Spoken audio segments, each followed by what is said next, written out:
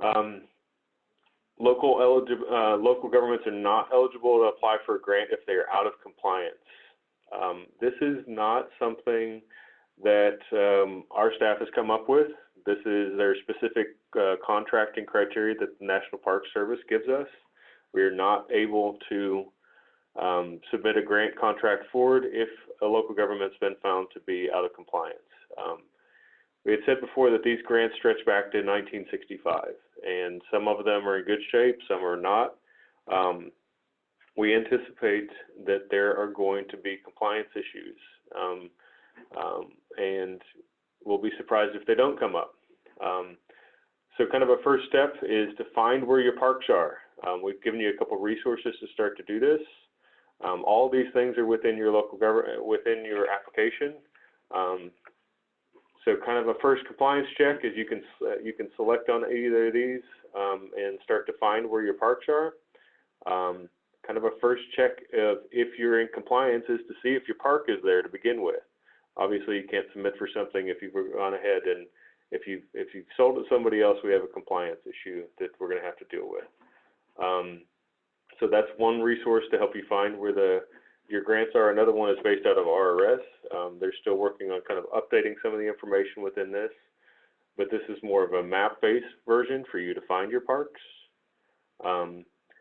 You can toggle through here and start to find basically anywhere there is a blue dot. You can look within your jurisdiction. There should be another Lwcf park there. So there's a first kind of cursory thing for you to look at is to see what parks you have in your jurisdiction, and then you'll get into compliance. Switch back here for a second. The way that we'll do this is we'll do compliance checks. You'll submit an application, and then similar to PARTIF, we'll have a pre-award inspection, but in this particular case, we're also going to do a compliance check to make sure that everything that you're submitting, that you're still in compliance. And we'll get into kind of what some of the core things are later on that'll trip you up with that. So I just want to take a minute to read this.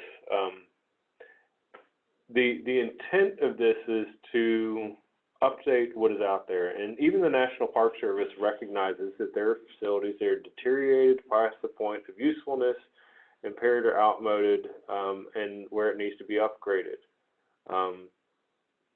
These are going to be eligible to renovate so long as it's not deteriorated because of lack of maintenance. We can't tell you if your facility is deteriorated because of lack of maintenance. Only you know that. So our assumption is that if the facility is relatively new, if we go out to a park site and it's a renovation request for a project that was done in the year 2000, or geez, that was 20 years ago, if it was done here in the last 5 years and it is just falling apart, then chances are we're going to question whether or not it was in maintenance. But we're talking about a grant that started back in 1965, even stuff that was built in 2000s.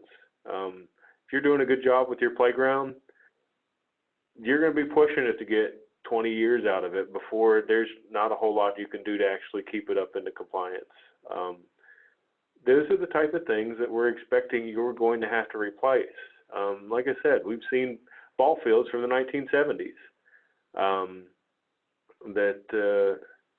that we really know that there's only so much you can do to keep maintaining those things before they really need a facelift.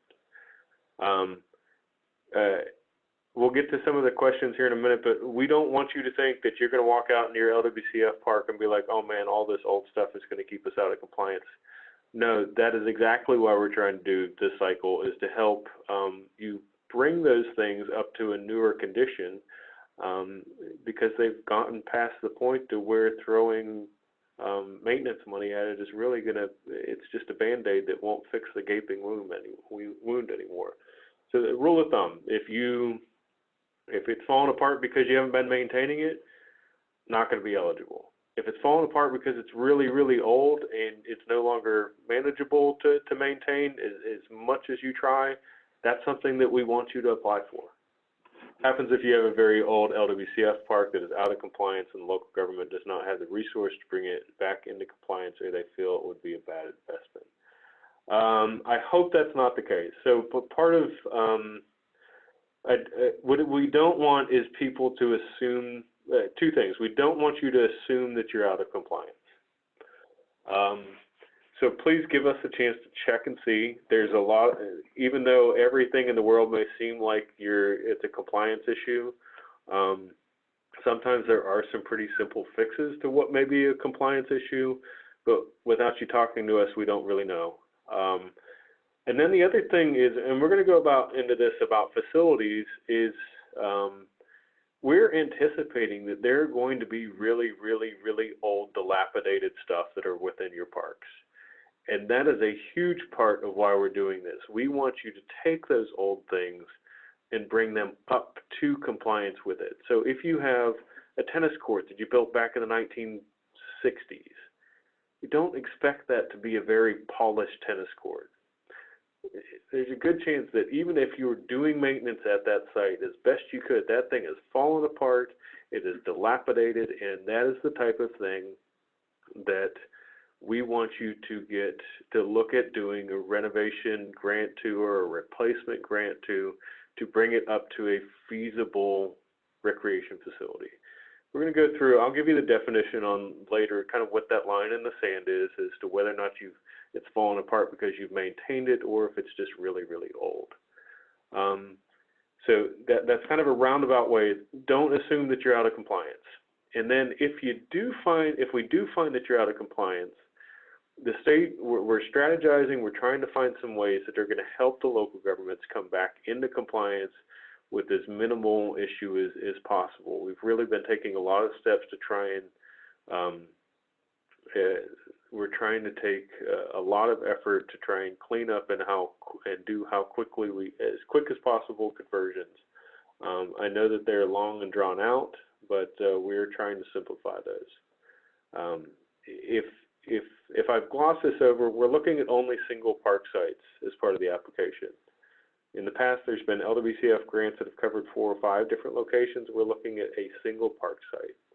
If natural elements such as stream or river has damaged the Lwcf park, does that qualify as an improvement? Yeah, that's outside of, I think what the National Park Service is getting at with this particular thing is, have you done what you can to keep up the park?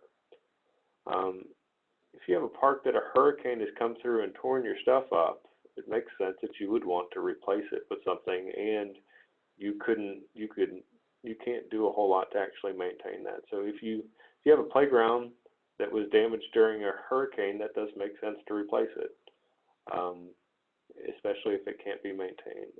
To some extent, I keep saying this, to some extent we're really largely leaning on the local government to tell us what the situation was that created this, why it has to be replaced. And you'll see in the next section that we're going to go into, it's actually 2 sections later, you're going to get to tell us what went on out there.